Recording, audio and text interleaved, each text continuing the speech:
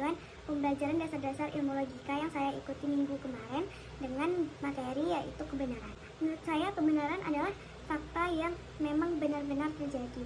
Namun menurut Syafi'i menyatakan bahwa kebenaran itu merupakan pernyataan. Jadi tidak semua kebenaran itu artinya harus terjadi. Yang mana mungkin saja kebenaran itu tidak terjadi. Dalam artian lain, kebenaran itu benar-benar nyata namun tidak harus terjadi. Itu menurut Syafi'i. Kemudian ada jenis-jenis kebenaran. Jenis kebenaran yang pertama adalah kebenaran objektif. Nah, kebenaran objektif ini adalah kebenaran yang benar terjadi dan diyakini oleh orang-orang karena dapat diamati oleh panca indera. Jadi kayak contohnya saya meyakini kebenaran bahwa ini adalah hijab karena terlihat oleh panca indera saya bahwa ini adalah hijab. Yang kedua, kebenaran subjektif. Nah, kebenaran subjektif ini adalah kebenaran yang diakui oleh sebagian manusia aja. Jadi tidak semua orang meyakini bahwa itu adalah sebuah kebenaran. Contohnya saja, cantik itu relatif.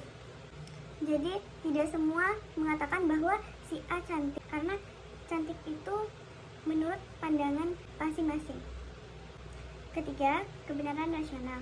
Nah, kebenaran rasional ini adalah kebenaran yang dimana sebuah kebenaran itu dapat dipertimbangkan secara logis. Jadi bisa masuk logika gitu dengan akal sehat kalau kita tahu itu sebuah kebenaran. Kemudian yang keempat, kebenaran ilmiah.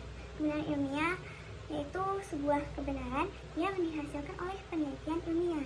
Kebenaran ilmiah yang dihasilkan oleh penelitian ilmiah tentunya melewati berbagai prosedur, mendapat hasil yaitu pengetahuan ilmiah. Contohnya saja, bumi itu mengelilingi matahari dan berputar pada porosnya. Kemudian ada kebenaran intuitif. Nah, kebenaran intuitif ini merupakan sebuah perkiraan atau penghayatan secara langsung. Contohnya saja, saat kita melihat awan mendung, maka kita akan berpikiran, nah sebentar lagi akan hujan. Jadi seperti itu contoh dari kebenaran intuitif. Lalu kebenaran religius. Kebenaran religius adalah kebenaran yang diyakini oleh seseorang yang bersumber dari Tuhannya, agamanya, apa yang ia yakini.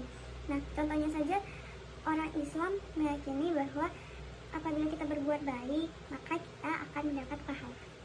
Kebenaran sendiri memiliki beberapa teori. Nah, teori yang pertama, teori korespondensi. Jadi, teori korespondensi ini menyatakan bahwa fakta itu benar adanya. Kemudian ada teori konsistensi. Nah, teori konsistensi ini adalah teori yang dihasilkan melalui tes atau pengujian. Biasanya itu orang gunakan eksperimen. Kemudian ada teori kohersi. Teori kohersi ini mengungkapkan bahwa suatu pernyataan menyatakan benar kalau tidak bertentangan dengan apa yang sudah dianggap benar. Jadi nggak melenceng gitu. Kemudian ada teori pragmatisme. Teori pragmatisme ini biasanya digunakan sebagai pencari solusi atas sebuah masalah. Kebenaran ada terbagi kepada kebenaran induksi dan deduksi. Saya akan menjelaskan induksi dulu. Kebenaran induksi ini kebenaran yang menarik kesimpulan dari sifat secara besar, secara umum.